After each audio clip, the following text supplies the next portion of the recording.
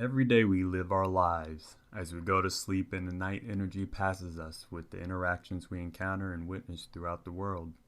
In sports, these interactions are sometimes missed, taken for granted as we attempt to escape the social and cultural factors continuing to live. This is a show that faces those factors head on to explore ways we can all do better and be better. This show will strive to ignore nothing. This show will look the uncomfortable in the eye, smirking at its importance. This show will reflect on how society and sports constantly dance with each other. This is the Sunday Slip.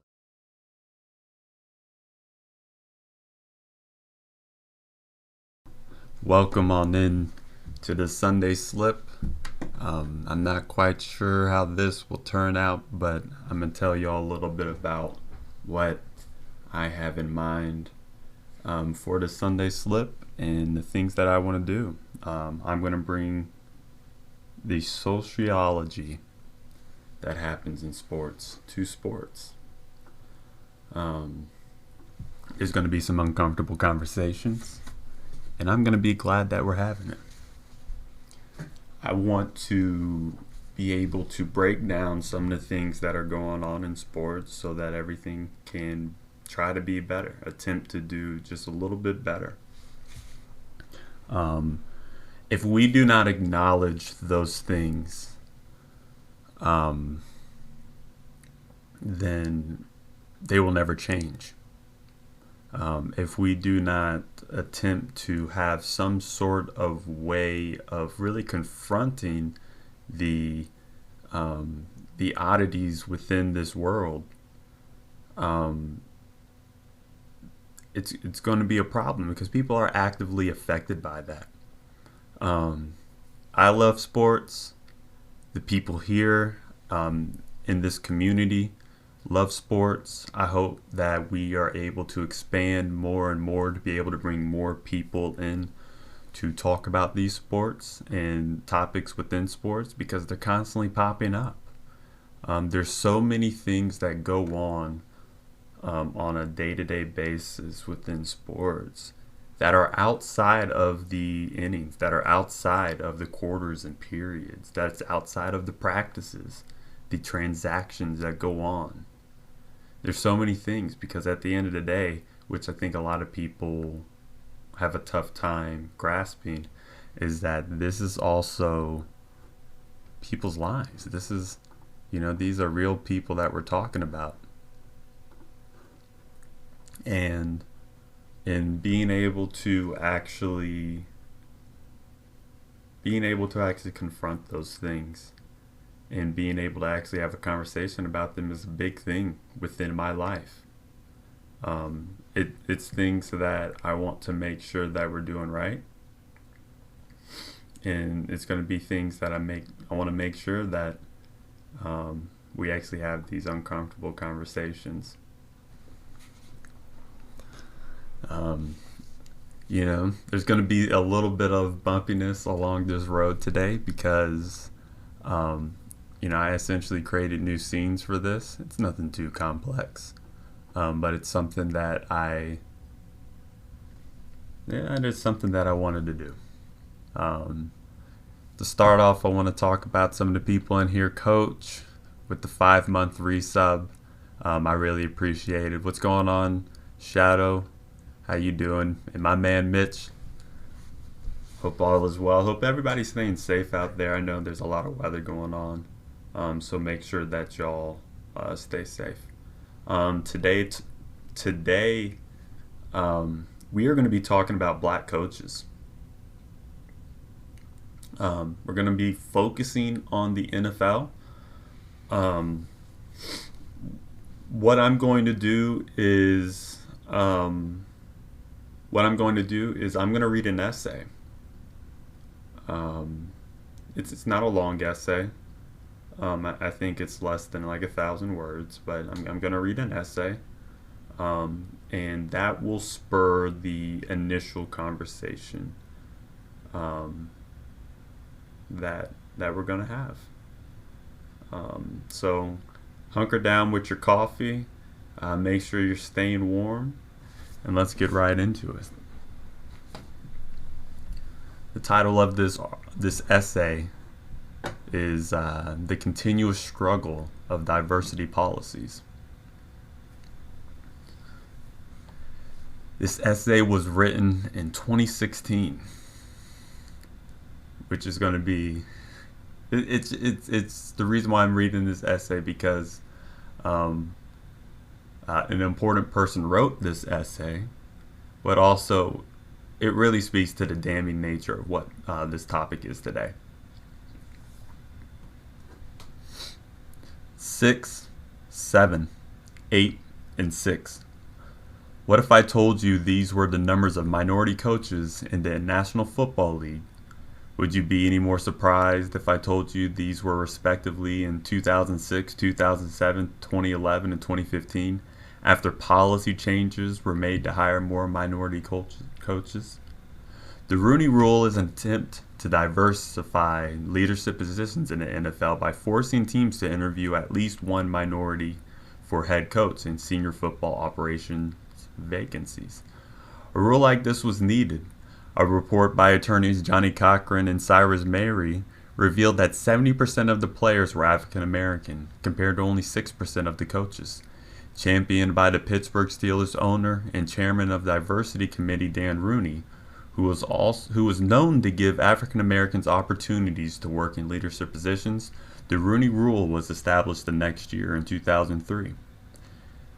If you were a potential black head coach or a potential coordinator, the problem you ran into is they would release it to the press that you were on their list of potential guys, but you didn't get an interview. Herm Edwards, current ESPN analyst and former African American player and coach, said, "If you got one, it was over the phone." End quote. 2011 was the peak year for minority head coaches, but even the current rise cannot be attributed to the new rule.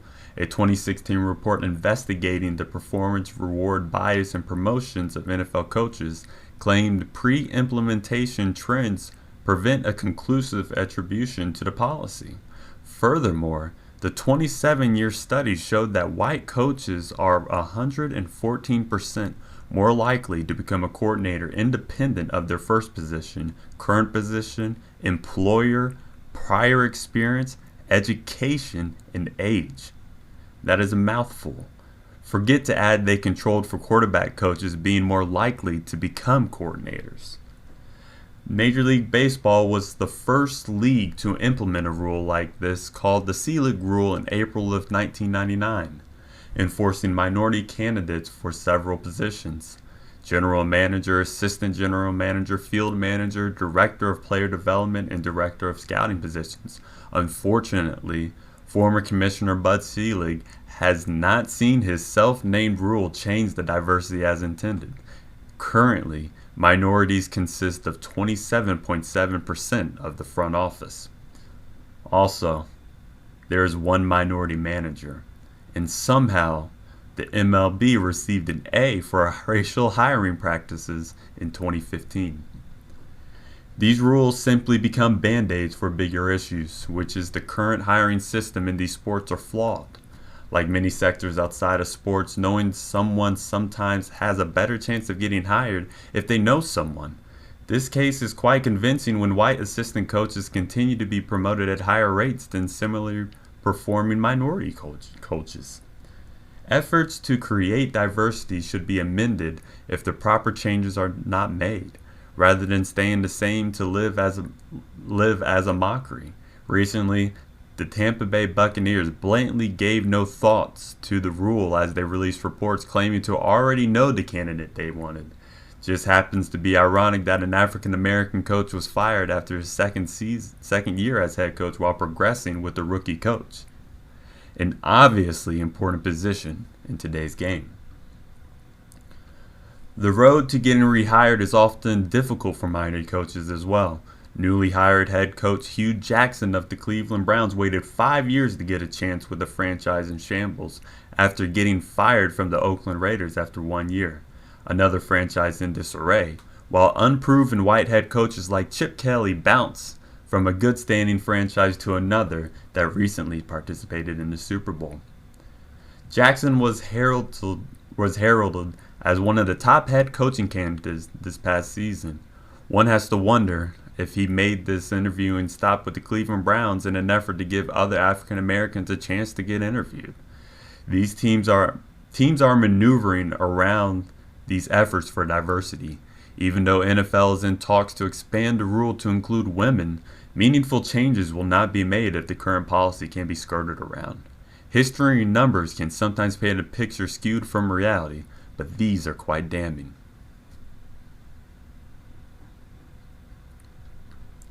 That is the essay that I wanted to read to y'all. That essay was written by me in 2016. Not only have things not continued to progress within the NFL to make things better for minority coaches, but they continuously got worse. And one of the reasons why I wanted to bring up this conversation today is because right now there's currently one minority head coach in the NFL, and that's Mike Tomlin. And people want him fired, which is just amazing to me. He's the only NFL head coach in history to have 15 straight non-losing seasons in the NFL. The only coach. And people around Pittsburgh and even greater sports have talked about Mike Tomlin. You know, at the beginning of the season this year, they talked about how Mike Tomlin may be a great candidate for USC.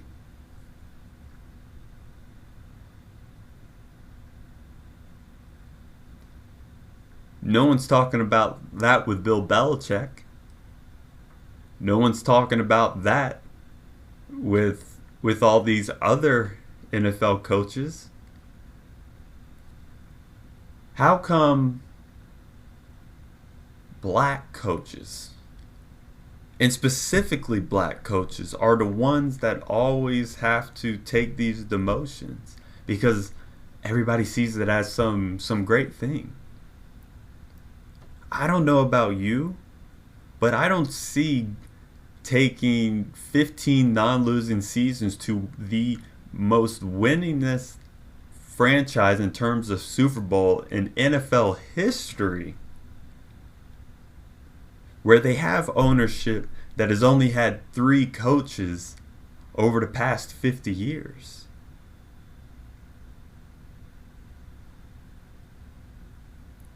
And think that coach would have an upgrade by going to college football. They don't talk about that with white coaches.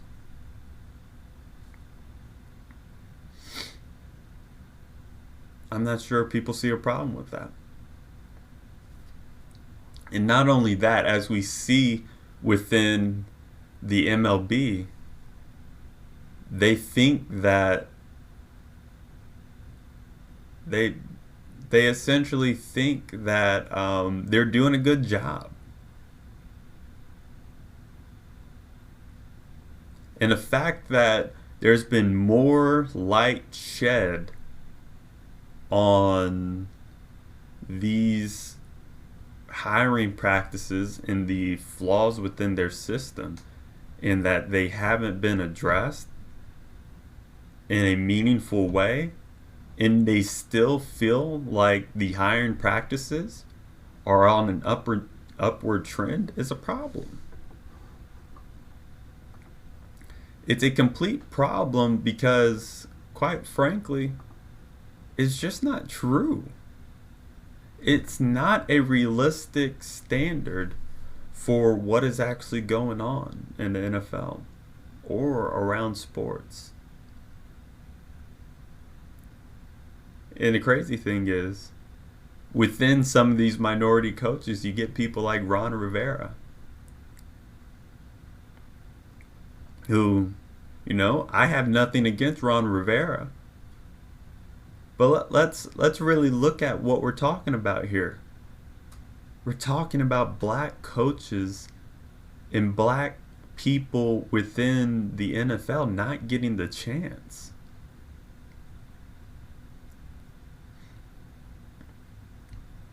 You're right, Coach Parker. It does start with the youth level. So often there aren't enough good quality people within the lower levels, but also within that, the good ones aren't getting a chance. They aren't being promoted to those spots where there's actually a realistic chance to move up that ladder. They just don't have it. Vino Max, how you doing today, bro? Happy to have you here. Good morning. I hope everything's well with you, man. It was raining when I got up, but right now it's snowing. So I really hope that the weather's good over there by you and everything stays safe over there. Killer Cam, welcome on, men. You're in virtual church, and so no, that's right, no blasphemy. On the Sunday slip, we remain calm. If I end up cussing on the Sunday slip, it really means I'm passionate.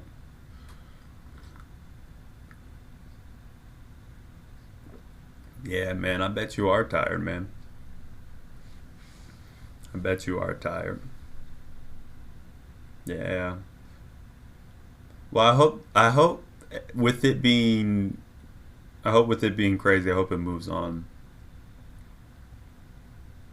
Coach Parker, it took me 10 years before being promoted to varsity baseball and football. That's exactly it. Those same practices that we're talking about in the NFL are happening in Little League. And that's a damn shame.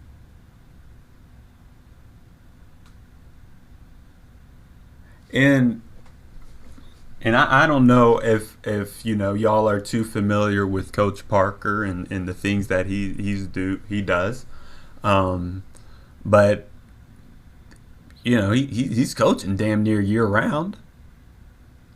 It's great that he's finally to a level of actually getting a little bit of recognition, but quite frankly,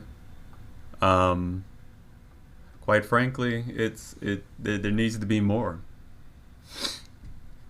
And Cam, I'm happy that you brought up this scenario. Eric Bieniemy is definitely in line for a head coaching job. The one thing that I am curious about with Eric Bieniemy is because he is in such a good situation in Kansas City. And he's getting the recognition that he deserves there, that Eric Bieniemy is not going to accept a head coaching job from a lesser franchise. Let's look at the teams that let's look at the teams that let's look at the teams that actually had head coaching hirings this past year. And so let's think about this. Eric Bieniemy has, we're going to be talking about not this past year but the year before. Because what I'm reading off of is the 2020 NFL diversity and race report from the NFL. Let's think about 2 years ago when Eric Bieniemy really started to come on the scene of, hey, this guy deserves a head coaching job. Yeah, you're right, Cam. So I'm going to challenge you on this, Cam. I'm going to read out the 5 head coaching positions that opened up that opened up 2 years ago when he first started. Carolina Panthers, Cleveland Browns, Dallas Cowboys, New York Giants, and Washington Football Team. Now, Cam, I want you to think about this. If you're in Eric Bieniemy's shoes, are you choosing any one of those franchises as your first stop as an NFL coach if you had the choice? Say if all 5 of them offer you a job. How many of those 5 are you actually taking a job from? I think there may be one job. Yeah. We're on the same page there, brother. And the fact that that's the only job, because it's the only job that was actually in a good position where they had a franchise QB to come into and actually supplant some of the help.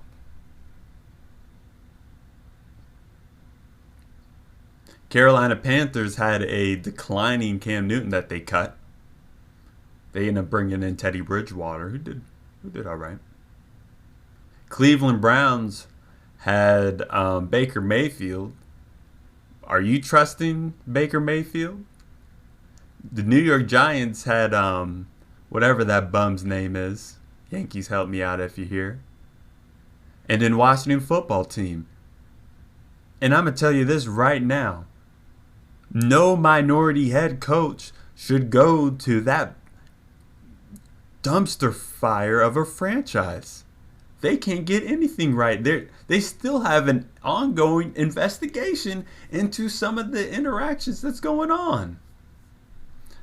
It's just ironic, or it's just coincidentally funny that Washington hired the only minority head coach, being head coach hired that year. That's right, Daniel Jones. Thanks, coach. Hey, Eric Bieniemy looks at Daniel Jones. He's like, hey, nope, I'm good. I do not want that job. I'm okay.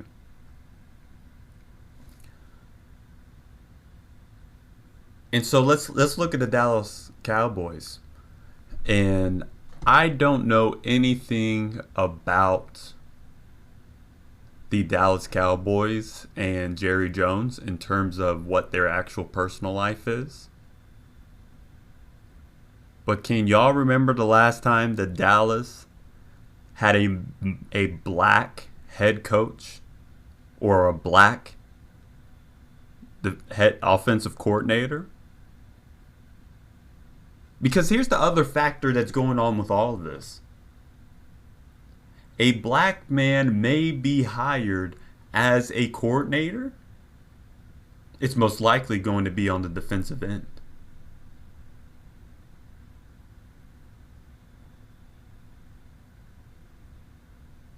And right now, I can think of 2 offensive coordinators that are currently in NFL positions.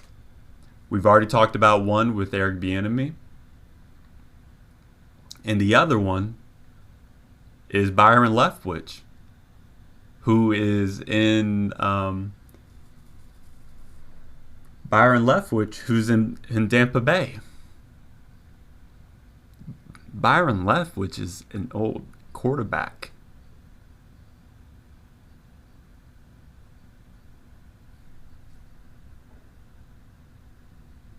So the fact that not only do you have to have that you're limited in that your chances of becoming a head coach or an offensive coordinator are limited, the chances are extremely more slim because the chances are even more slim because they're looking for quarterbacks that are black, old former quarterbacks that are black.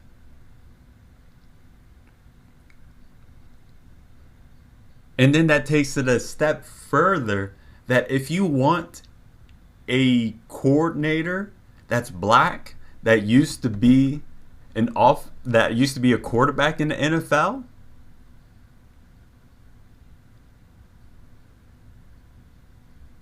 that maybe they should give more black men a chance to be a QB.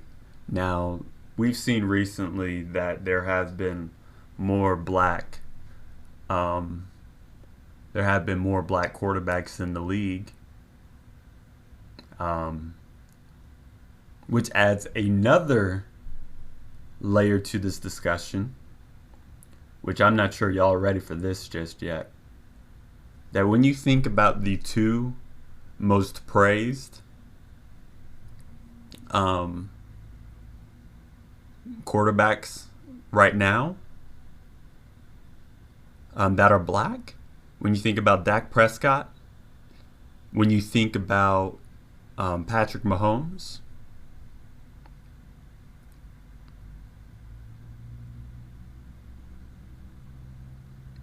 they're biracial.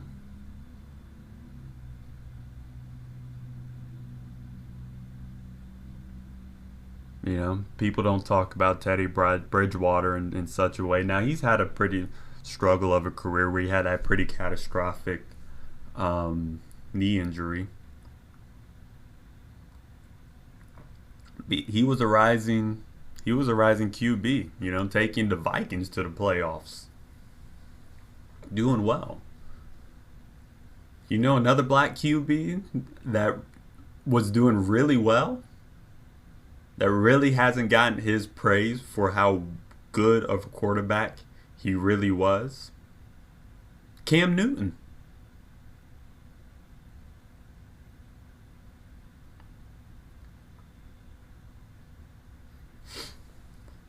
If we provide more nuance and actually look into how these quarterbacks are talked about and treated,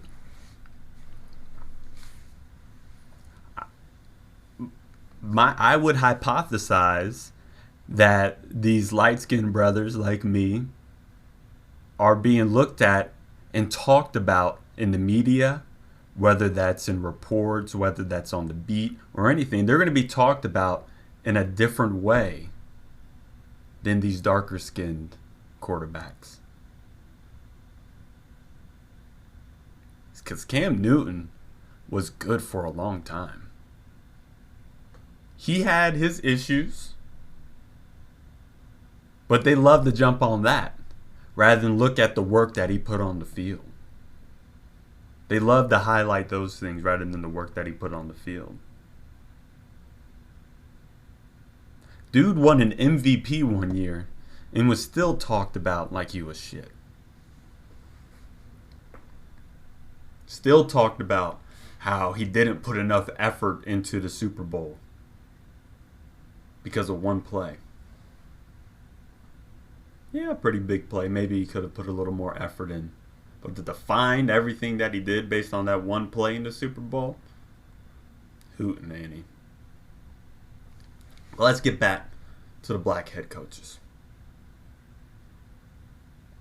That Jaguars job looking like a pretty good job.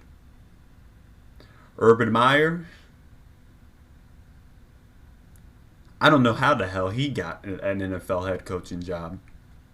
The fact that he got the job offer of such a good position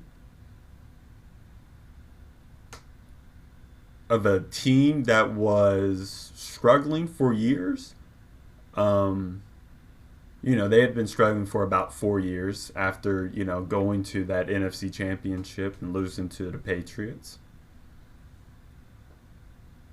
All that time. Not the AFC championship, excuse me. They finally rise up. They get the number one draft pick where, they have the surefire quarterback that people are like clamoring over with Trevor Lawrence. They have a lot of defensive players that are good. They have a lot of young wide receivers that are, fairly high picks. They have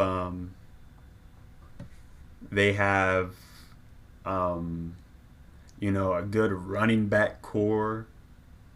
Um, with what I can't remember my dude's name, but I've had him on my fantasy team the past 2 years, and he's been holding me down. Except when Urban didn't want to give him no touches, but we ain't gonna go there for right now. That's just me being a little salty. That's okay. I can get salty every now and then. Robinson, thank you, James Robinson. The Jaguars are a very, very intriguing team to come on to. And they gave that shit to Urban fucking Meyer. Oh, I said I wasn't gonna cuss, but that what? Why? What are we actually doing here? What are we actually doing here? And they you can tell the Jaguars actually have a lot of talent. You can really tell the Jaguars have actually a lot of talent. I think they are just a poorly run team. Yeah, I think you're right, but let's look at those other. I think that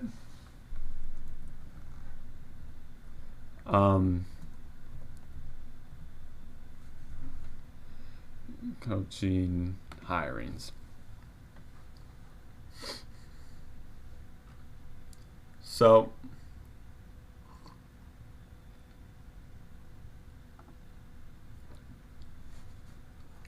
let's look at something real quick.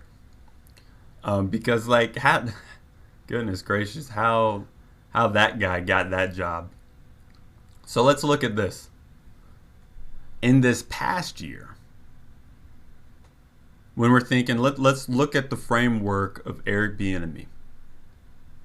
If he wants any of these jobs that just opened, the Jets job, that's tough.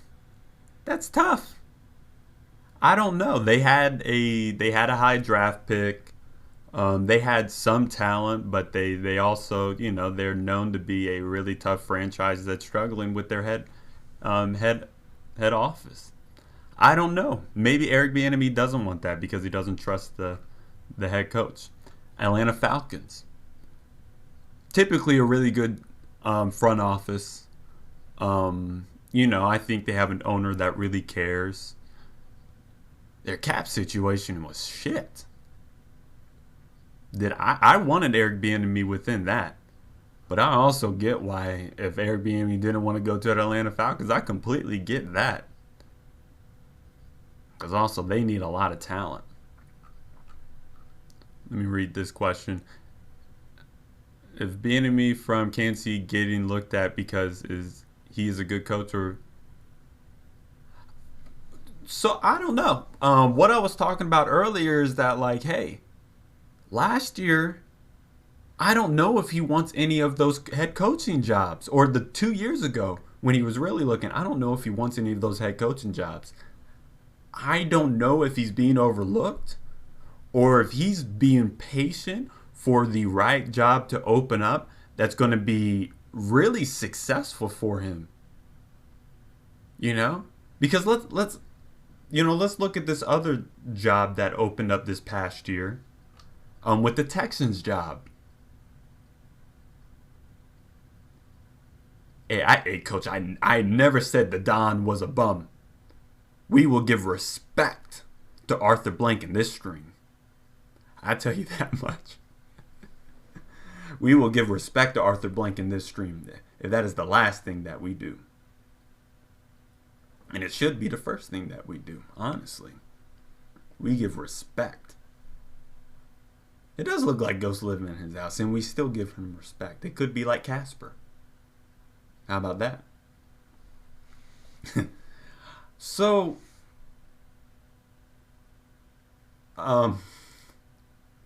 goodness gracious, man, I could get derailed so easily. Look at David Coley getting the Texans job. What a dumpster fire of a franchise and a terrible situation for a head coach to go into. But David Coley, A guy that accepted a NFL head coaching position because he does not know when the next time he's actually going to get another job. A coach, I called Arthur Smith a bum. I did not call Arthur Blank a bum. Correct me if I'm wrong there. I called Arthur Smith a bum, not Arthur Blank. That's right. Getting the arts mixed up. So David Coley comes into a situation where a promising black quarterback, Deshaun Watson, been asking for too many hand jobs when trying to get a massage. I'd hire Coach Parker to be my head coach. Hell yeah, hell yeah. I know them boys they're gonna get work. I did say Arthur. I said Arthur Smith.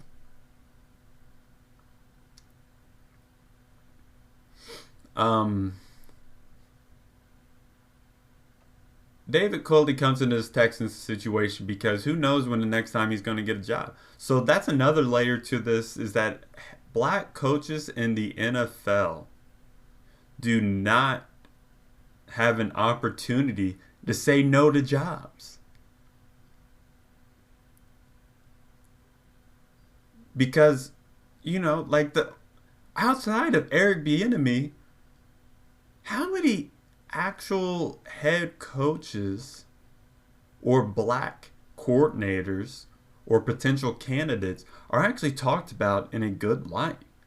A light that, the Sean McVays and the Sean McVay coaching tree, which are just people who just worked under him, has no grandstanding of how actually good he is, or how good his tree is. Doesn't make sense. Yeah, they should have been a worse team.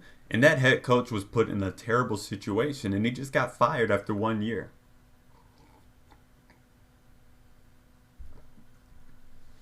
And if you tell me, yeah, exactly, Cam. The reason why I think the media and a lot of journalists have talked about the McVay coaching tree is because the only other coaching tree that is really talked about like that is Coach Tony Dungy, who has a actual coaching tree that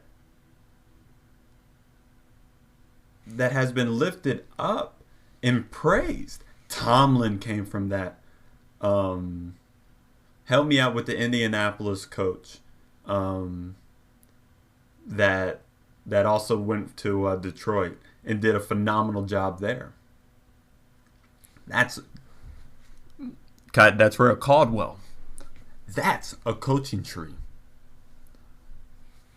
That's right. I'm proud that my franchise created the Rooney Rule, which is a great start. But why hasn't the NFL expanded on where we still have the same problem? It's because they're just checking the box off. Does the NFL and Roger Goodell, whose bosses are NFL owners, actually care about this diversity problem in the NFL? And I'd say no. I'd just say no.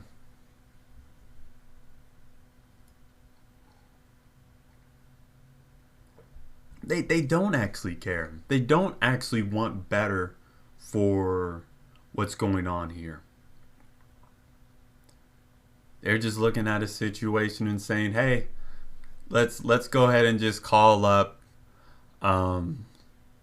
let's just call up that one black guy that we know, and we'll give him an interview and we'll just move on." And quite frankly, it hurts me because I know the Atlanta Falcons have been someone who's done this before. Because after they fired Mike Smith,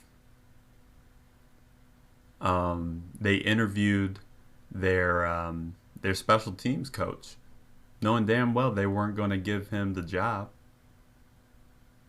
and that was their only that was their only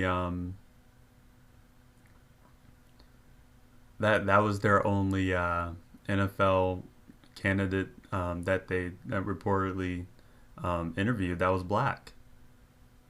Yeah, that's exactly what. I guess we got to interview this guy. Let's just call him up real quick, okay? Just call him up. Kind of like what I said in the essay. Hey, they'll say that these candidates are out here, but sometimes we don't get an interview, and sometimes it's just a phone call. We need practical interviewing processes. And you know who is really hurt by teams not hiring black coaches or black coordinators, black offensive coordinators?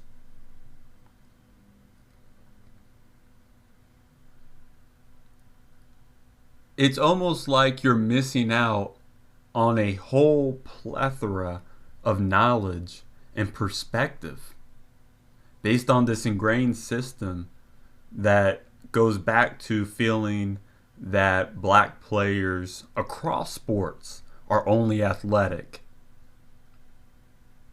that they don't have a high sports IQ, that they can't outthink these other people. And that's across sports. It's probably one of the reasons why it happens in the MLB as well, where I'd say that managing in the MLB is seen as you got to make tough choices and you got to make smart choices within that. And the people who are hiring, typically white people, do not view black people as a whole as smart enough or good enough to actually lead these franchises. Yet when you look at a guy like Ron Washington, and the only reason why he got fired from his job is because he had a cocaine problem that I think that he's doing really well on. Hasn't gotten rehired since, even though he puts in that work and effort in Atlanta. And I love to have him here. I'd rather him have a head coaching position somewhere else because he deserves it. That's right, the Walser Parcells tree. And in those Walser Parcells trees, those are actually damaging for the NFL, because then it's not nepotism exactly, but it's hey, who you know and not what do you know. Going back to my own team, the Atlanta Falcons, Arthur Smith.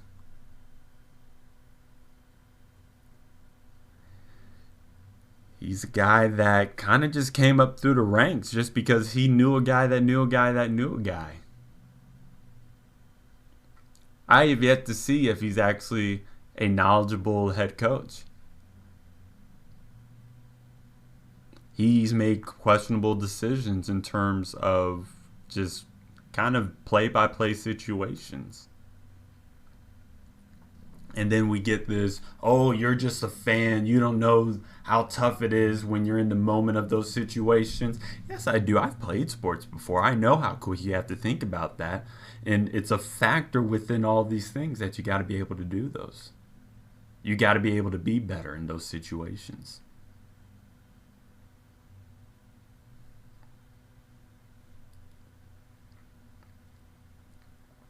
That's right. Coach Parker bringing up another situation where you have two parallels. Coach Ron Washington, a guy who had a cocaine problem and he got help for that and was kind of pushed out the MLB for a little bit, but came back and has been doing really well with the Braves. A guy that actively is, from my clinical perspective, and yes, I'm a licensed clinician, from my clinical perspective, has a alcohol abuse problem, and that's and that's LaRussa.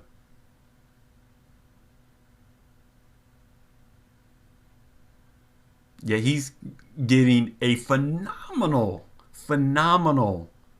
position in the MLB with the Chicago White Sox. A very diverse team full of black people, full of Latinos, black Latinos. I love that team. I know I don't think I've ever told Giggity that, but I love that team. I'd love to root for them. I'm serious, man. I love those diverse teams, and the fact that the one of the leaders on that team is a black shortstop. You don't see black shortstops.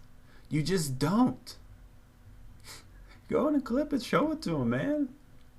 I love it, man. Because that team is actually emblematic of the culture of what MLB should be, minus their head coach. And it's a tough situation because we think about what actually needs to happen.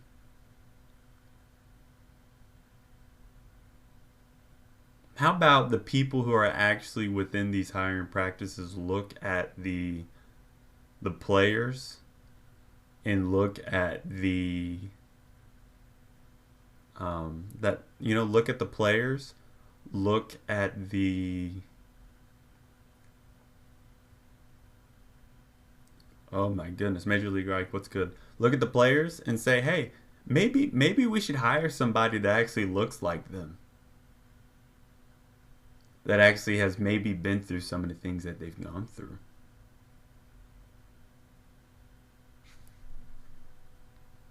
But that's not what happens. That's not what happens. They go to the same people, the same breadth of knowledge, the same look of the people that they think are good and better for these positions, when that's not necessarily true. Let's continue to look at these last year's. How you doing, my man, Mike? I hope you're doing well. Let's continue to look at last year's openings. We already talked about the Jaguars, the Chargers. Another franchise that's young, has a good defense, has offensive weapons, has a young quarterback. I think that would have been a great stop for Eric Bieniemy. But maybe they went in a different situation. But out of those four that we've already gone through, I think one team that Eric Bieniemy might have wanted to go to. The Eagles. I don't know if the Eagles are a situation you want to go into. They had Carson Wentz, who they traded away, who was not looking anywhere close to what he was looking like when he was an MVP candidate. They had a backup with Jalen Hurts that really doesn't know how to throw the football. I don't know if I'm taking that. If I'm taking that job. The Lions. Once again, a team that traded away their quarterback. And Matt Stafford, we keep giving him time and chance, but he's showing us the same thing. That he's a slightly above average QB that really can't do much. But they traded him away. They hired Dan Campbell, which Dan Campbell, that's my guy. He's a guy that also helps those hiring practices, because if you look at Dan Campbell's coaching staff, diverse coaching staff, black coordinator on offense and defense.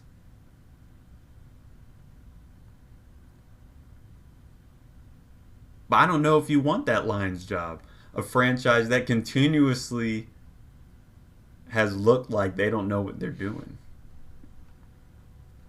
and also a franchise that fired their head coach in Caldwell that actually took him to the playoffs. You're the Lions. What else do you want? You had a good guy and you let him go. As Eric Bieniemy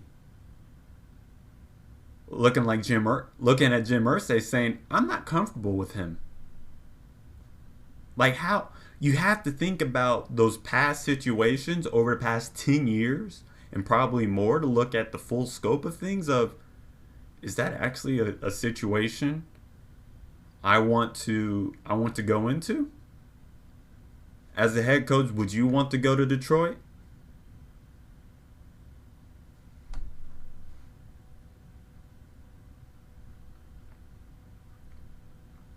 So once again,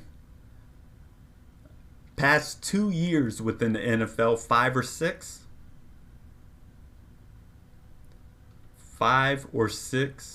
um, five or six head coaching positions, and each year there's one job that actually um, there's one job that I feel like a head coach would want, and that is quite frankly unacceptable. So you're looking at this one job within these collection of jobs that actually looks good. And you have to go through the process of actually being the one that those coaches like.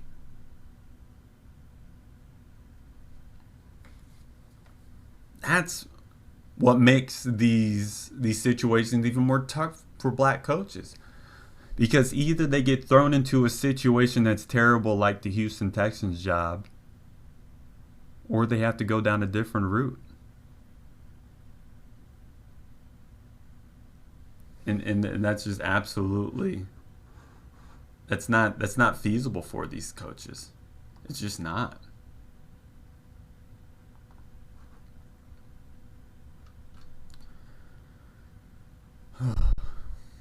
Just something else. But let me tell you this.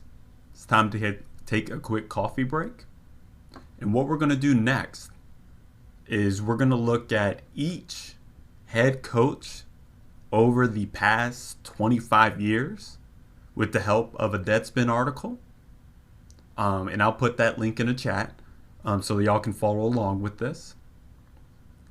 We'll look at some of those situations and how those situations turns out, and we'll look a little bit in depth on that. And then we'll also look at some of the recommendations from the 2020 NFL Diversity and Race Report to see if some of these recommendations were actually taken seriously. I'll be right back. Make sure you don't slip.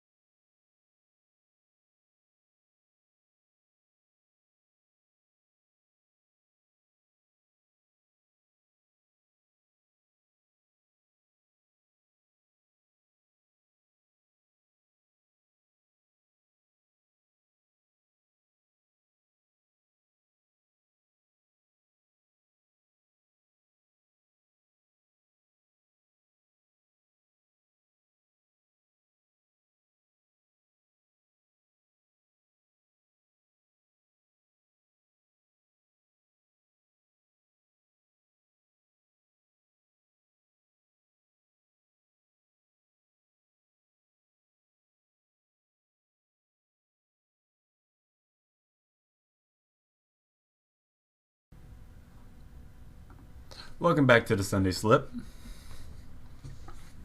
I hope you all grabbed your coffee. I know I sure did. I needed a little bit more. But we'll continue to rock with this. And like I said, we're going to look at every head coaching situation since 2001 and see how that's gone.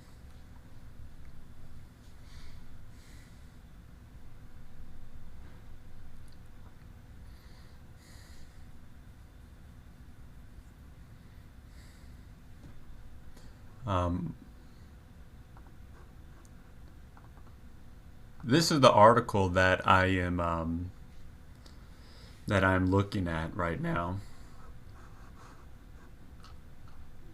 So since 2000, we're looking at every single head coach and how they fared. It starts off with the Jets hiring Herm Edwards. That took over a team that was 9-7 the year before. Edwards was 10-6 in his first year and took the team to the second round in the playoffs. He was 41-44 in his tenure and took the Jets to the postseason in 3 of his 5 seasons. I'd say that's a success, even if his record was below 500 over that tenure. You know, that will happen when one of your that'll happen when, you know, one of your seasons was really below average and probably bottom of the league. He was replaced by Eric Mangini, who was 23-26 in 3 seasons with 1 playoff appearance.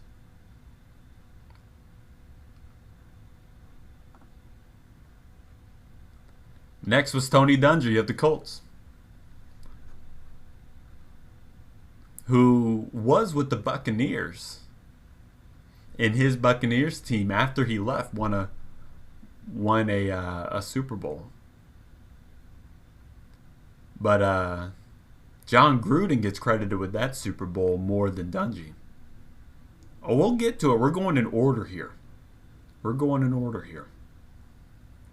And this is hiring since 2000. And this is 2002 Dungy. Ended up winning a Super Bowl. If I'm not mistaken, that was, I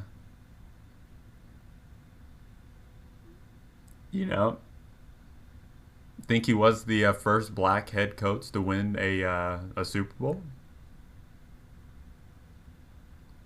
He was then replaced by Jim Caldwell when he stepped down, who, you know, on rare occasion actually had back-to-back head coaches for a franchise. That doesn't happen.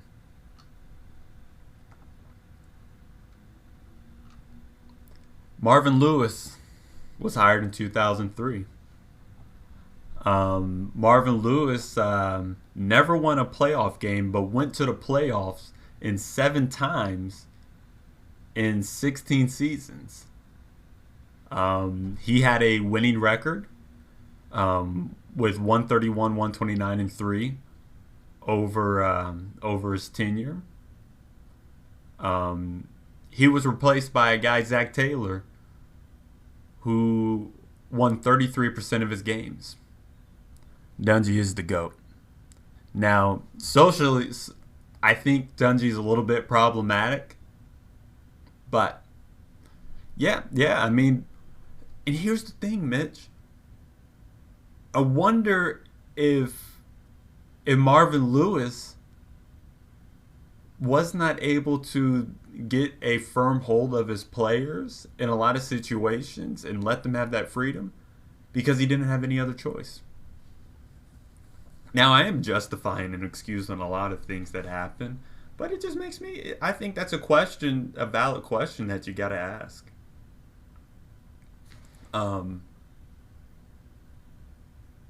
But you look at the full tenure of Marvin Lewis, successful. I think you can call that successful, especially for a franchise that, really really had some struggles after some QB changes. And I think that it's also tough when you think about how the time when they really had a chance to do well in the playoffs, that Carson Palmer got his ACL torn. He couldn't make it over. Yeah, and sometimes that happens. That happens so much within the NFL that it is not easy to get to the postseason. It's a little bit easier now, but it's even tougher to win a playoff game when you're there.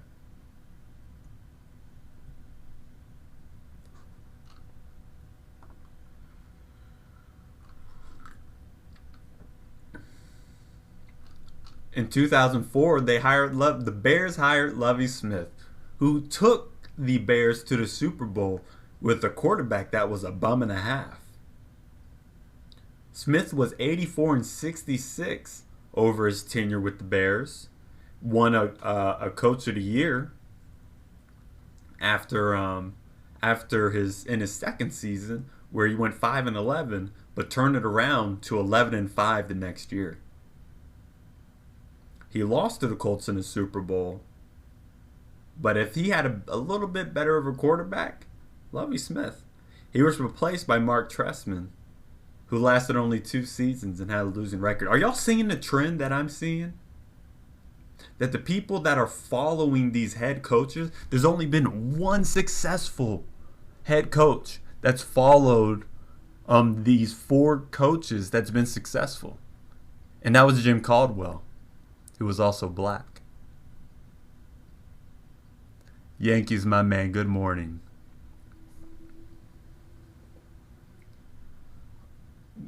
Yeah, man. The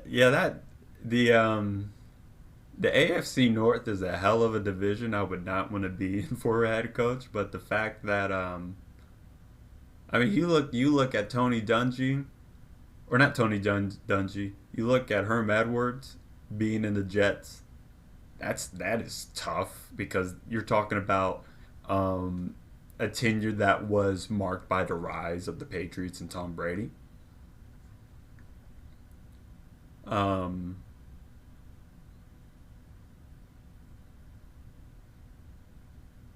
in another tough situation of what's his name, Marvin Lewis. That is tough. You play to win the game. That's right. So Lovie Smith, successful, 84-66. But then the Bears wanted to move on after a couple losing seasons. I don't think he was given enough of a chance. Dennis Green. He was in Arizona. Dennis was 16-32 during his tenure and was placed by Ken Whisenhunt. Ken Whisenhunt, I think Ken took the Arizona Cardinals to a Super Bowl, if I'm not mistaken. So I'd say that as a success. But like ex-Steeler offensive coordinator. And, he got himself Kurt Warner. Kurt Warner, what a guy. Larry Fitzgerald, what a team that Arizona team was. What a team that Arizona team was. Yeah, Dennis Green didn't do too much of a good job in Arizona. 3 losing seasons. And then they go to the Super Bowl. So, hey, and not every NFL coach that you hire is going to be good. Or have success. But that's 1 out of 5 that actually didn't do too well. Perfect butt. Beautiful butt. And then Romeo Crennel, hired in 2005 for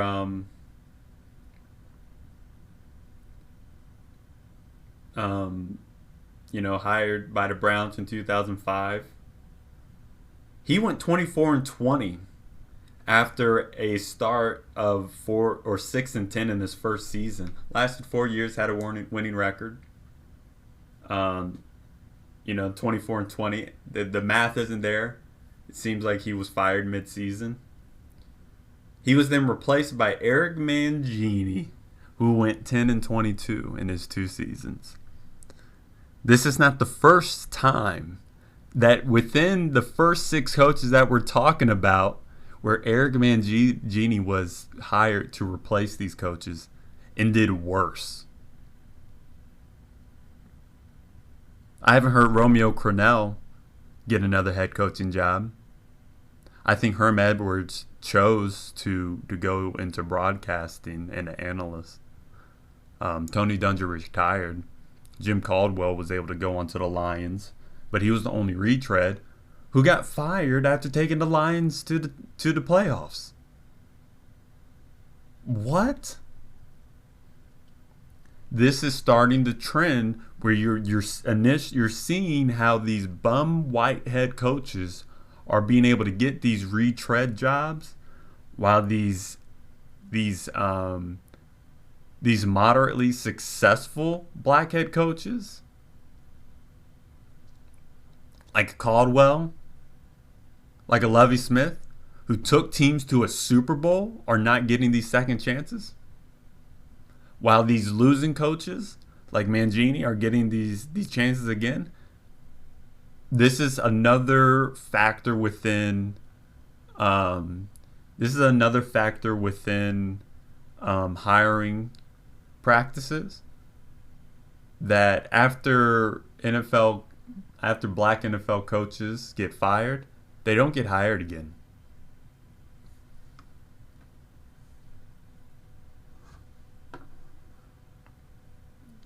Yeah, we'll see if Todd Bowles. I wish Todd Bowles came to Atlanta instead of Dan Quinn. But Dan Quinn, I'm not going to say that Dan Quinn didn't do a good job. I think he did do a good job.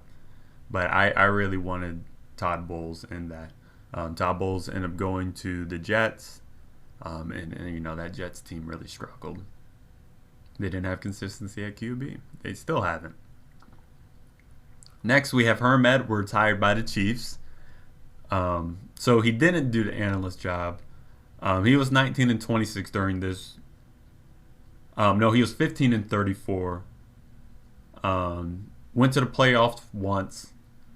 And then Todd Haley, offensive coordinator for the Steelers, took a former offensive coordinator for the Steelers, took over after him. Didn't do well with the Chiefs after that. Chiefs were really struggling during that time. The only person that was able to really build up the Chiefs was Andy Reid, that had that consistency. Now, that was before? Yeah. That's what I was thinking. But Herm Edwards, the one guy that was hired again, we know Jim Caldwell was hired again. Art Shell, hired by the Raiders. He lasted 1 year, went 2-14. And this is the Raiders that really had some problems. They hired Nord Turner, who went 4-12. They hired Lane Kiffin, that went 4-12. If you don't have consistency at head coach, it's going to be tough to turn those things around.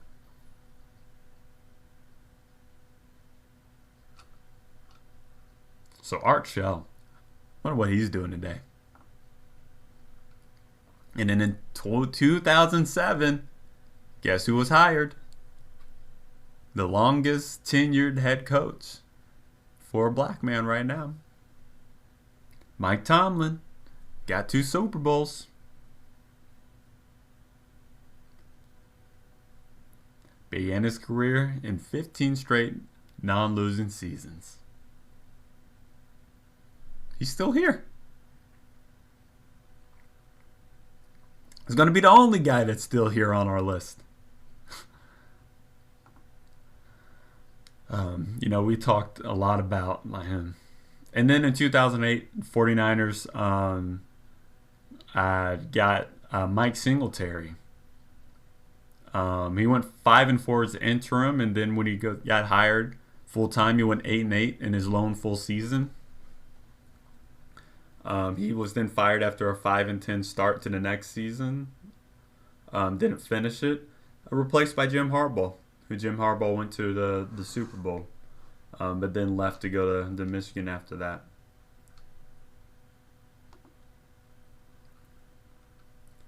The second person that was rehired, Jim Caldwell. So we had Herm Edwards and Jim Caldwell as people. No, Jim Caldwell followed. He will be the guy that is on this list, but this is when he was with the Colts. They made it to the Super Bowl, but got beat by Drew Brees and the Saints. Caldwell was 28 and 24 and was replaced by Chuck Pagano. Raheem Morris with the Bucks. And this is a guy that I was talking about within my essay, where he had Josh Freeman down in the Buccaneers and actually was trending up. He went 17 and 31 and was then replaced by Greg Schiano, then Lovie Smith and Dirk Cutter. So Lovie Smith is another guy that was able to get hired again. But Raheem Morris is currently the defensive coordinator for the Rams, which is interesting because this is a little bit of an oddity as a guy who was offensively raised, was then went to the defensive side, and he started that within Atlanta because he was the wide receivers coach, and then he became the defensive coordinator in Atlanta. Leslie Frazier, hired in 2011 by the Vikings. He was thrown into the fire in Minnesota in 2010 when the Vikings let go of Brad Childress after he started at 3-7. Frazier finished the year 3-3 and got the interim tag taken off of him. In 3 full seasons with the Vikings, he compiled an 18-20 record and was eventually replaced by Mike Zimmer. And Mike Zimmer was successful. Next, we got Hugh Jackson, another retread, hired by the Raiders. Well, he was hired by the Raiders and then retreaded with, the Browns. And the Raiders, they just struggled, man. However, Jackson was replaced by Dennis Allen. Second time that we see a black coach was replaced with a black coach.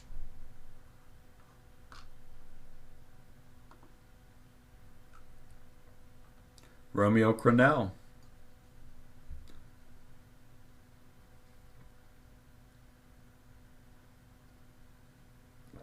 Romeo Crennel was hired by Kansas City. After his interim, he went 2-14 and was replaced by Andy Reid.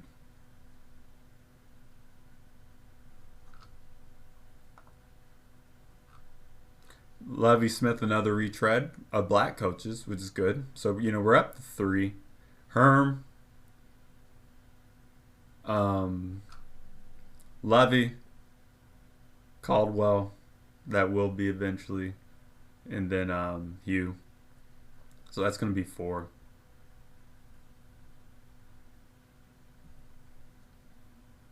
Oh yeah, Leslie Frazier is a phenomenally good defensive mind. Doing a really good job as a defensive coordinator. I wonder if he'll get another chance. Once again, he's in a really good situation with Buffalo. Why leave if there's not the right choice? And it's so tough. Jim Caldwell, we talked about him with the Lions. 36-30 in his tenure. The Lions have not made the playoffs since Caldwell was fired. Todd Bowles was hired in 2015. He was 24-40 in 4 years with the Jets, was replaced by Adam Gase, who went 9-23 in 2 seasons. Todd Bowles did not get a fair shake. He did not do a good job exactly, I'd say, but I don't think he got a fair shake because he never had a QB. Then Hugh Jackson with the Browns. He was fired 8 games. Jay and Lee, welcome on into the Sunday Slip. We're talking about black head coaches in the NFL. We're about halfway through our list, or probably 2/3 through our list of black head coaches that were hired since 2000. And we're just looking at the trends within that. And you know, y'all draw your conclusions based on that. Hugh Jackson went 3-36-1 in his 3 seasons. Yeah, Hugh Jackson, I just don't think is a very good coach. I think maybe a good coordinator. The problem with Hugh Jackson is that I think that he will be looked at as a guy that he'll be looked at as a guy that's like, oh, but what about Hugh Jackson? He'll be looked at the outlier rather than the successes of the black head coaches that really haven't gotten a fair shake. Vance Joseph was hired by the Broncos in 2017. He was replaced by Vic Fangio. He was hired after Gary Kubiak stepped down after the Broncos won the Super Bowl. He lasted 2 seasons with the Broncos with an 11-21 record. However, I'm not sure how anybody in that position can help because they win a Super Bowl, Peyton Manning retires, and you're left with no head coach.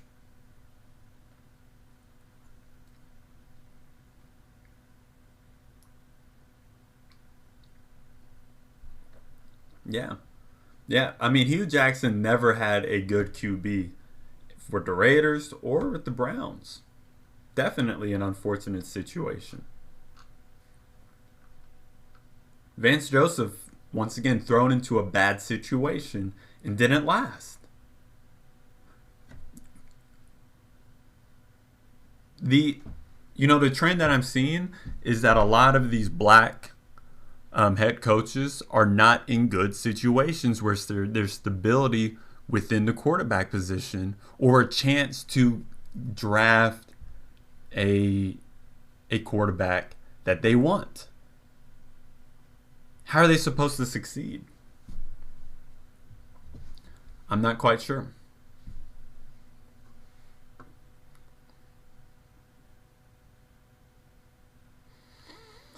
It's tough.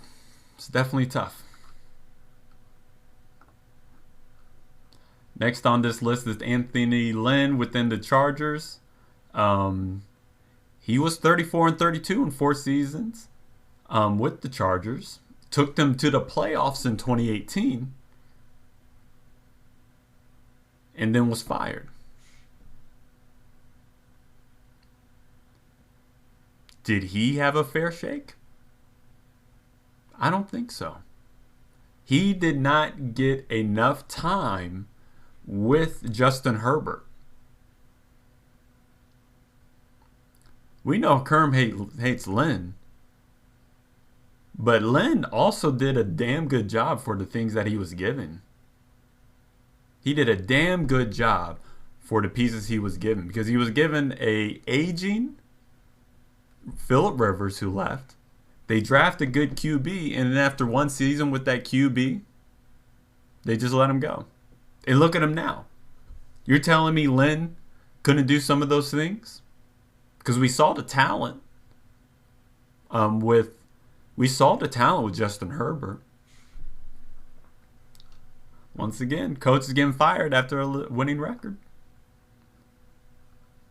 Then we get Steve Wilkes with the Cardinals, and this is really a bad trend within black coaches in the NFL, where they're hired.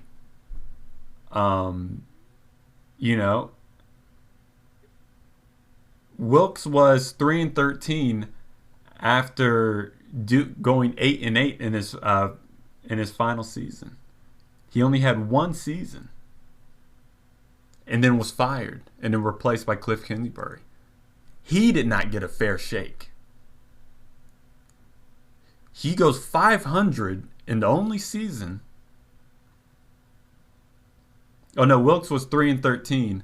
Bruce Arians stepped down for health reasons. He went 3-13 and then was replaced by Cliff Kingsbury after a situation where they did not have anything. They had a bum in Josh Rosen, and they didn't have a QB. Once again, these black coaches have to take these jobs and then not able to see anything out.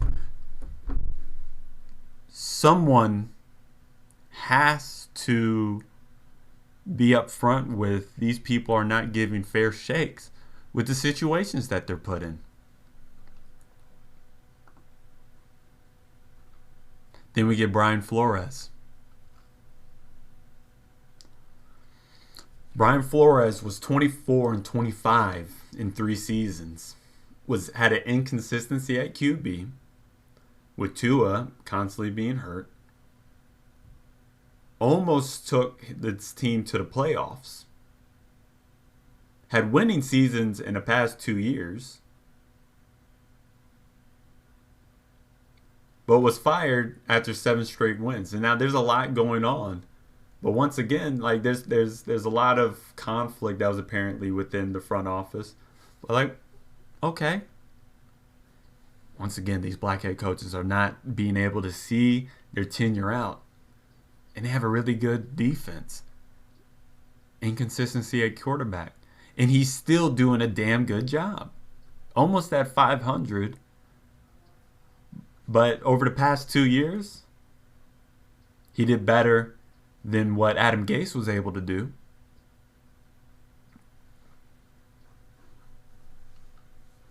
Yeah, Flores is definitely a great candidate. And then finally, the last person who I've talked about at the beginning of the Sunday Slip, David Culley. The Houston Texans brought Culley in to clean up the mess that Bill O'Brien left after he underachieved with J.J. Watt, Deshaun Watson, and DeAndre Hopkins. On top of trading Hopkins and getting into it with Watt, O'Brien was let go after starting the 2020 season 0-4. Culley was 4-13 this past season, where he didn't have J.J. Watt, didn't have Deshaun Watson, didn't have DeAndre Hopkins, didn't have any draft picks to actually build up anything, and was let go. And the general manager said in a press conference on Tuesday that he was let go because of differences in opinions.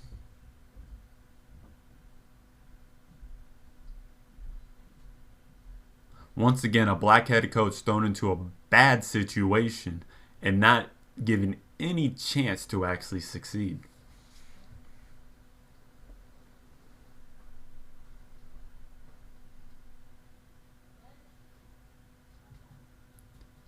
Over the past 21 years in the NFL, there's been less than 21 black head coaches that were hired.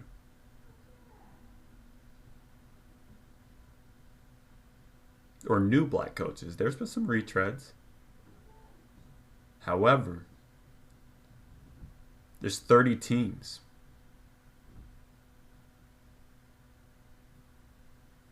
There's an average of 5.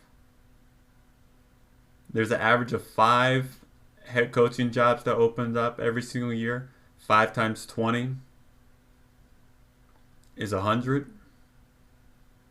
You get around 16 actual humans that were black that were hired. So guesstimating about 16% over 20 years in terms of hiring in the head coaches that are black. While you have a league that is 60 to 70% black. You know, that average over that time.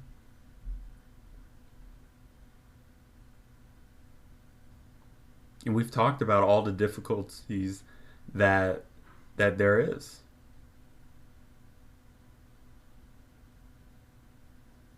First black team to win a Super Bowl was the Giants' Jerry Reese, and he was let go for David Gettleman. David Football Gettleman. Who is absolutely a bum and a half.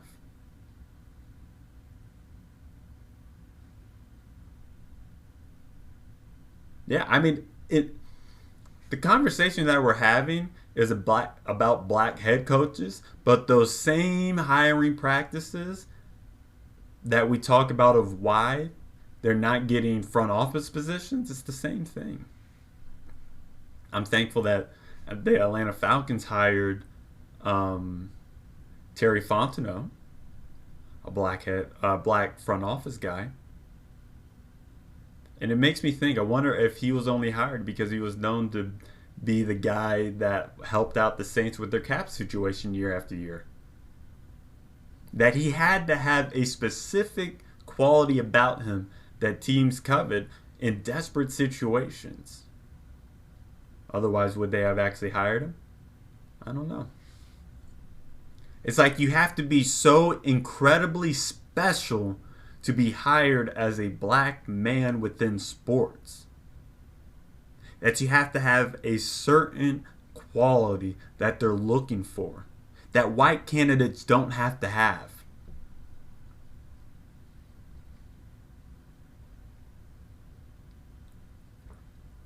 And then they're thrown into these franchises with inconsistencies and terrible front offices and not getting a reasonable quarterback or a stable quarterback. And it's tough to get a reasonable quarterback. It's really tough to get a good, stable quarterback. Which is part of the reason why I'm so thankful about Matt Ryan, because he has been stable.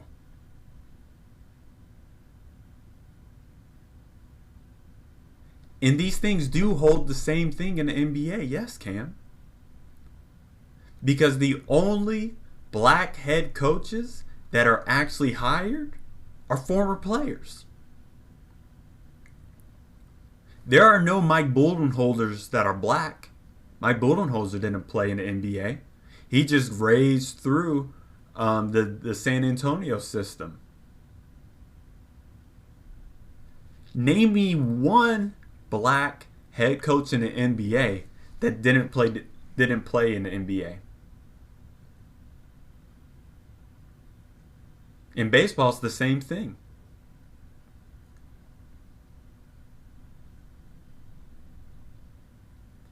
In the essay that I talked about in 2016, there was one minority manager in the MLB. He wasn't black. That was Freddie Gonzalez.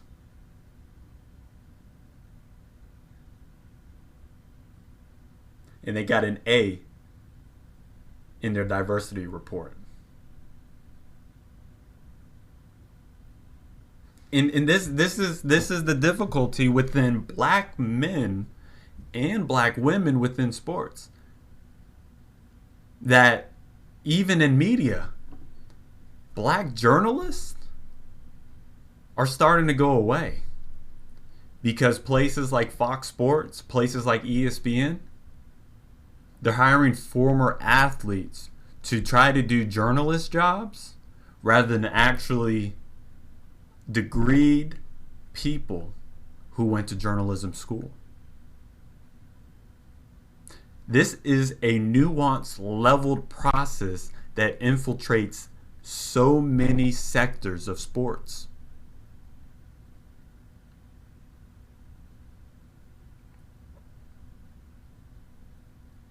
And they're looking not for black journalists, they're looking for black entertainers that were former NFL players. The act of journalism in sport is starting to be reduced. There's not much diversity. It's not enough diversity. It needs to get better. And things will not get better unless these NFL owners and NFL front office staff in sports, in ownership in sports, ownership all across, are able to look at these situations candidly and actually give a damn. And that's the toughest thing about that. We can't control them to give a damn. Because quite frankly, they don't give a damn. And that's going to continue.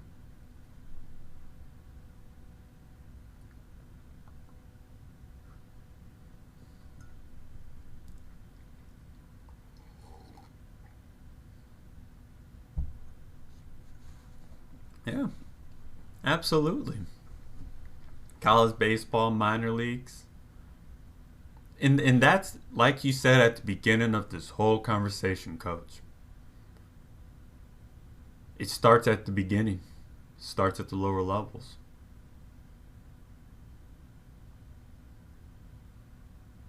Black people aren't being hired at the lower levels. And they damn sure aren't getting chances by nepotism. They're just not.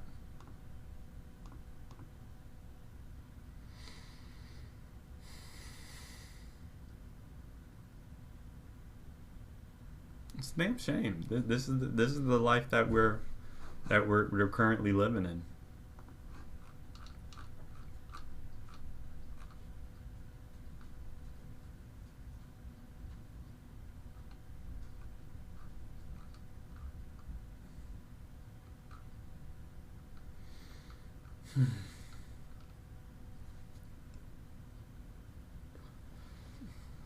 The ethnicity of NFL general managers hired between 2012 and 2020.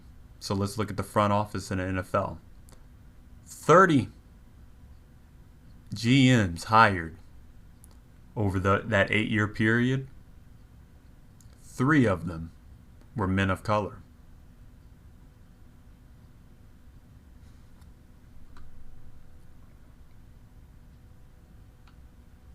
Once again, this is researched, sourced by the NFL Diversity and Inclusion Committee in the NFL Diversity and Inclusion Report of 2020. This is not me just making shit up. These are the hiring practices.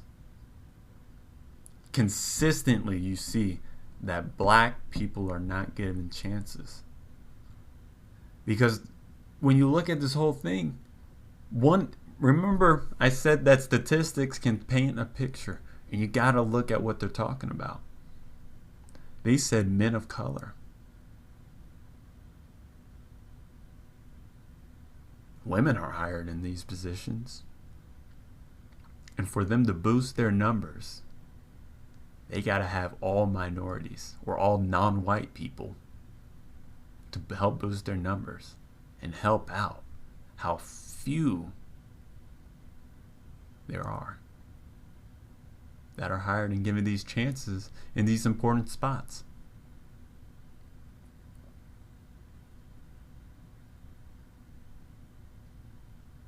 Yeah, we can talk about how we had a black president for 8 years, and I think this goes back to the conversation that I had.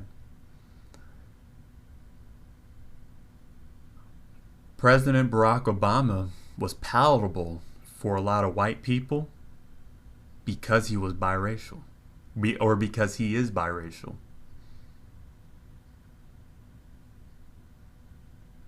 Now, in the grand scheme of things, biracial people like myself are seen as black. As a perspective of other people, we have to take that into account, how we are seen in society as black. But when it's necessary and comfortable for white people, we're seen as half white to be palatable for what people want. It's something I have to live with every single day.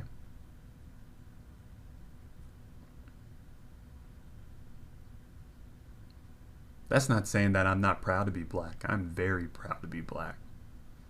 I'm very proud of the person I am today. Me pointing out those challenges are just an acknowledgement of the things that I go through.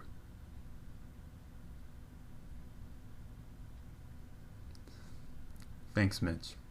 I'm not sure what you mean by that, but okay.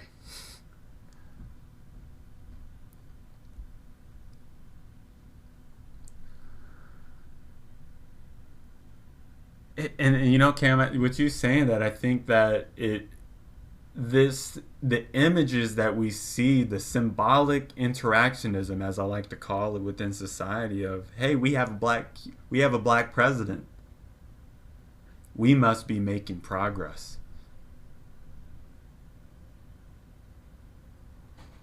When you actually look at a deeper level, what kind of fucking progress are we actually making?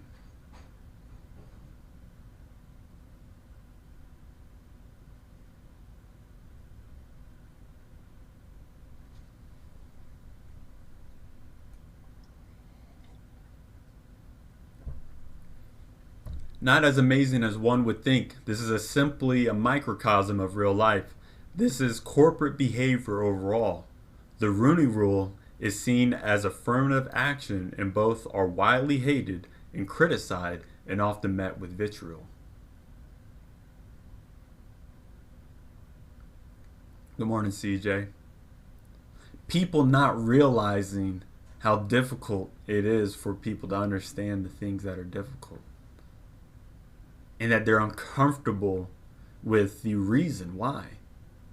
Hey, you don't want affirmative action?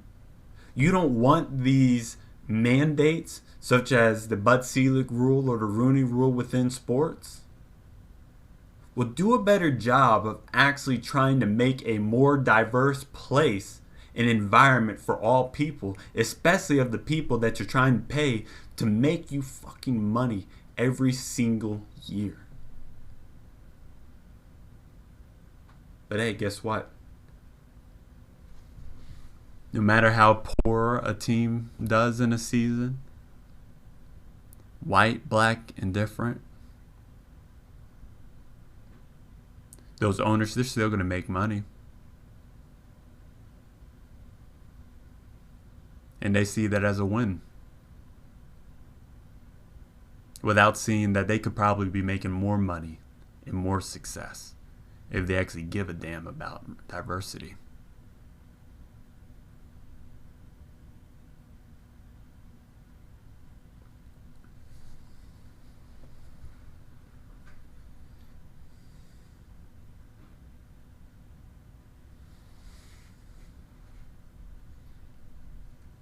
Something's going to have to change, and I don't have the answer for that.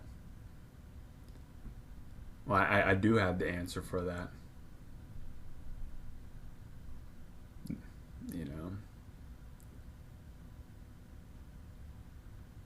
right now, a lot of ownership is run by a lot of peoples who are, um, come from a different time of not really caring about diversity, not really caring about anything.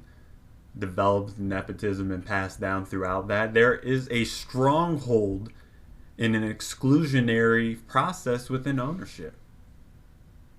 That even if you look across sports, let's actually take in consideration how many of these people are black owners. We could look at Michael Jordan, but he's special. Michael Jordan is different. He's actually accepted by white people, beloved by white people. And the only way that you can be beloved and accepted by white people is if you are the best of the best of the best.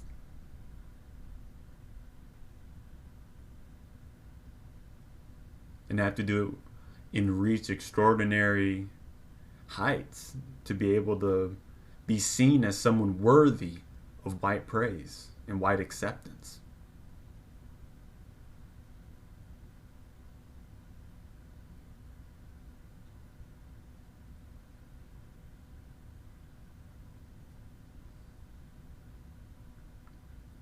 Yeah. We talked about that a little bit earlier, how Tomlin's the only coach that have 15 straight non-losing seasons to start a head coaching tenure, and people still want him gone.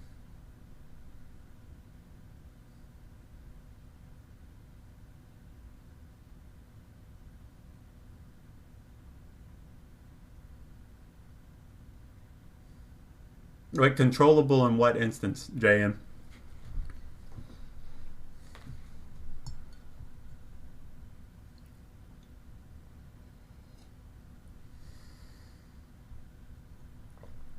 Which part? Because I kind of went off a stream of consciousness right there, and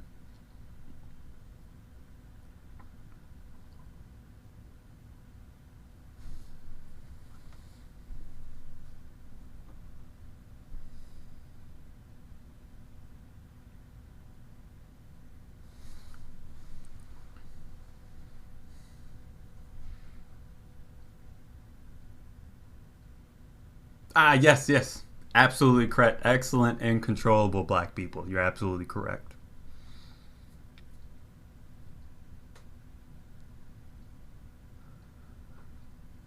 I think that kind of conversation gets into a little bit of the respectability politics, how they want black people to see in a different way.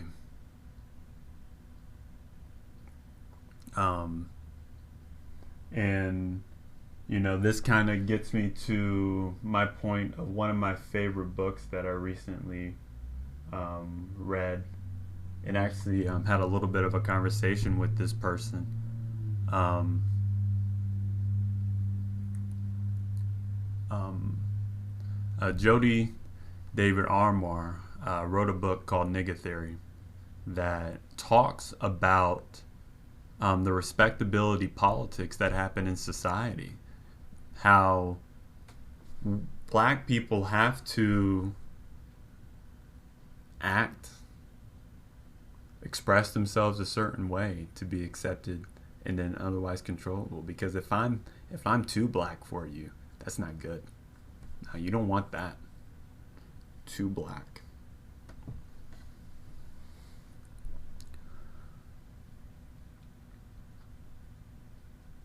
Yeah, it would be great if there are more black sports owners. But once again, Michael Jordan, probably one of the most famous athletes ever. Ever. Able to do things that no one else is able to do. A shoe brand that transcends so much. No, I haven't watched the docu-series on Kaepernick. I'm not sure if I'm going to watch that. There's a lot of thoughts that I have within that.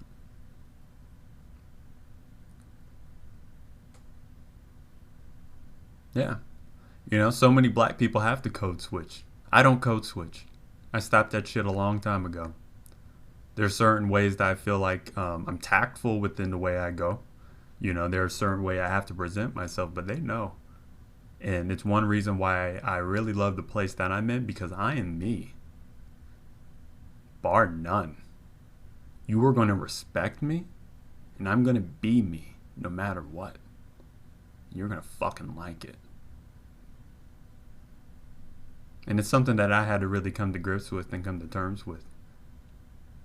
Because as myself, I had to get into a place where I had to go through phases of trying to be accepted by people that I felt like I needed to be accepted by. I'm also luckily in a environment and in a profession that actually loves diversity in some aspects. Social work, although built within racism, and for years we're trying to push black people away from becoming social workers, and we're dominated by white women who actually did not want diversity within race. That the profession now sees me as an asset rather than someone that they have to put a barrier up to.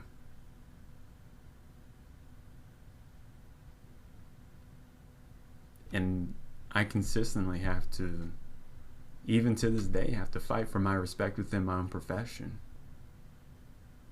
The knowledge, the degrees, the ability that I have don't matter to people. I still have to set my boundaries within people. Tell people, hey, you can't talk to me that way. And they're coming to me for help.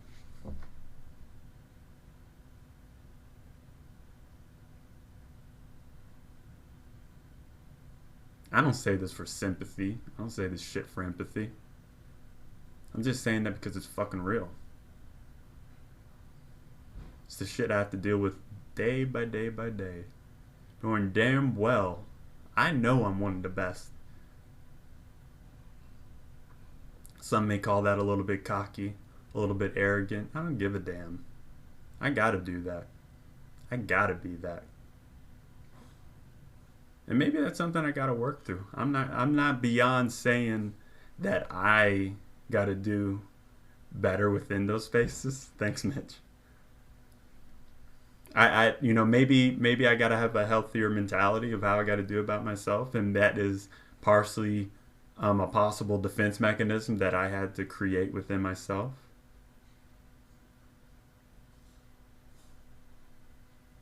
But it's the same kind of defense mechanisms that these black coaches and black people within these different professions that we're talking about have to do as well. While also still trying to bend just a little bit to manage the things that they're doing.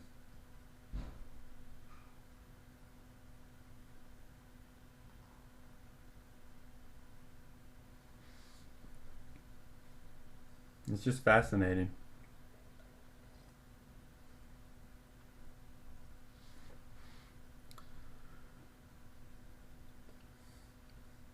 In the grand scheme of things, I don't think people are exactly ready for people like me who are so upfront about that.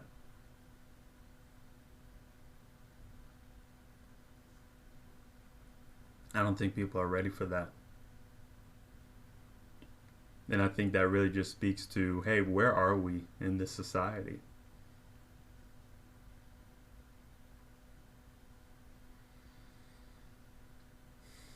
It's unfortunate, but it's a factor that's absolutely true. This is the kind of the life that I lead, and the life that others have to lead as well. Beyond sports, beyond just personal lives. Yeah. I'm sure that so many people can talk about the things that they've gone through within that space of trying to adapt.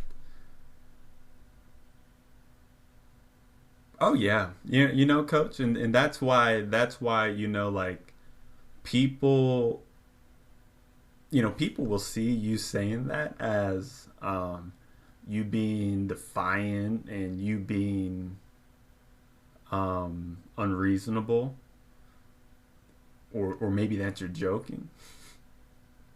When deep down, I know exactly what's going on. And you know what?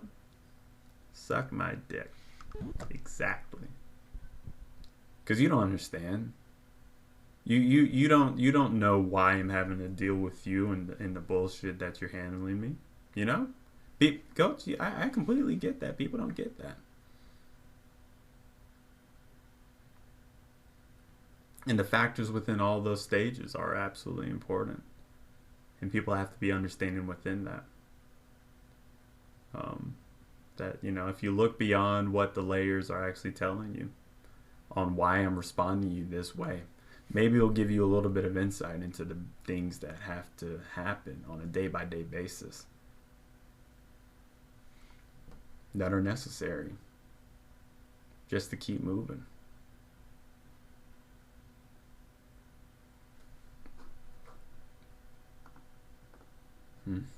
Unfortunate in some aspects, but hey, it's what has to happen.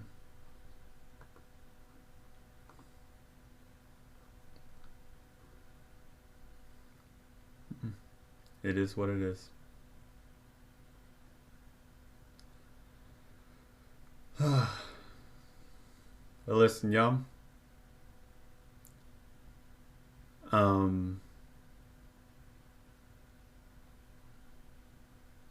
It's about that time to get moving with our day. I appreciate everybody coming by, and I'm engaging in this conversation on the Sunday Slip. This is not an easy conversation. I'm glad we're having it. Y'all stay safe out there. We'll be back next week with another good topic. Um, be on the lookout for Slipping a Man this week. Um, be on the lookout for a Slip episode as we talk about UGA. We talk about the Falcons, what they're gonna do. Maybe talk a little bit about the MLB, even though there's um, not much news going on. Um, maybe we'll even get a little bit of Hawks talk because they're absolutely disappointing. Make sure you follow the Slip.